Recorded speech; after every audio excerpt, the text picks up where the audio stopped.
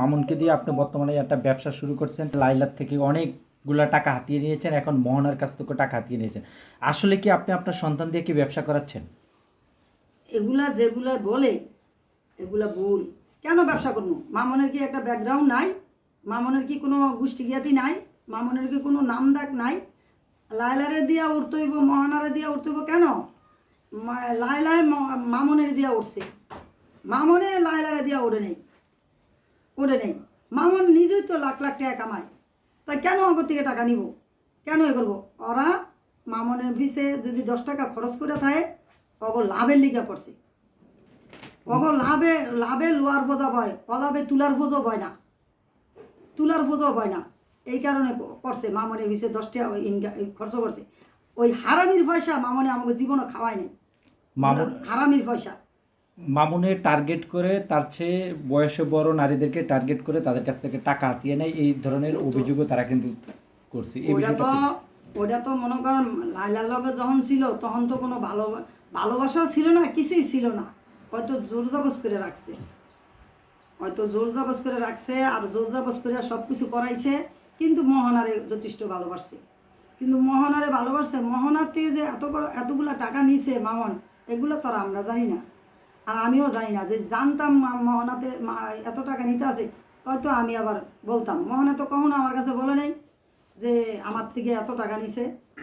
আর এত টাকা তো মোহনায় কই থেকে দিল তাও তো বুঝতে পারলাম না। না, আমার প্রশ্নটা ছিল মামুন তার যে বয়স তার চেয়ে বেশি বয়স্ক নারীদের সাথে সেই এইভাবে টাকা হাতায়া নিচ্ছে, এটা সোশ্যাল মিডিয়াতে অনেকে বলছে, এবং মোহনও অভিযোগ দিচ্ছে যে মোহনও তার চেয়ে বড়, লাইলও সেম এই অভিযোগটা দিচ্ছে। এটা এটা আমিও কই যে অত এত ভালো লাগবে কি লেগে। ওই যে মনে কর, শোনো, ছোটো মেয়েরা কিন্তু অত ভালোভাবে কিন্তু ছোটো ছেলেকেও পড়াইতে পারে না। আমি আজকে আমার বয়স হয়েছে, আমার মাথায় যেদূর বুদ্ধি থাকবো ওদূর বুদ্ধি কিন্তু ছোটো মেয়ের ভিতরে থাকবো না, ছোটো মেয়ের ভিতরে থাকবো না। ওই মেয়েরা কিন্তু এদূর বুদ্ধি করে পরে ক্যাপচার করে নিতে পারে না। আর যারা একটু বয়স বেশি, হেরা মনে করেন ভালোভাবে, হ্যাঁ তো একটা সোশ্যাল মিডিয়াতে নাম আছে, হ্যাঁ দাম আছে, হেরে দিয়া 10 টাকা ইনকাম করতে পারবো, হেরে দিয়া সব কিছু করতে পারবো। তখন ওরা কি করে? ওরাই ইন্ডিয়া পড়াইয়া ধরিয়া বয়, পরে এমনভাবে ধরে বা এমনভাবে কথা কয়, কথা কয়ে ওরে পড়ায় বাস একটা দুর্ঘটনা ঘটায়া লাস্টে তার সোশ্যাল মিডিয়াতে আবার ভাইরাল হওয়ার লিগা হ্যাঁ নাটক শুরু হয়। তো এগুলো কী কম কর আর জায়গা নাই। আপনি মামুন মোহনা একই বাসায় ছিলেন, হ্যাঁ থাকতেন, হ্যাঁ? হ্যাঁ, তাহলে মোহনাকে মামুন কয়বার মারছে? কয়েকবার হুদা মামুন মারছে একলা। ওই যে আমি না বলছি অগর নাম রাখছি কুত্তা আর বিলাই। ওইসে ওই কুত্তার মতন করে, ওই বিলার মতন খামছায়, দুজনে সমান সমান।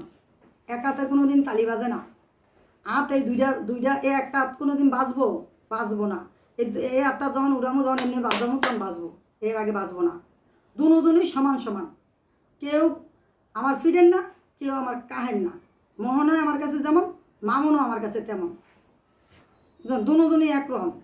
কিন্তু একরকম হইলেও মোহনায় কিন্তু এগুলা কোনো কিছু সোশ্যাল মিডিয়াতে আনতো না। মোহনায় নিজেই বলছে আমি এগুলো সোশ্যাল মিডিয়াতে কখনো কিছু করবো না। আমি মামুনের নামে কেস মামলা মহদিনও করতাম না, মামুনের নামে আমি কিচ্ছু করতাম না। মামুনকে আমি অনেক ভালোবাসি।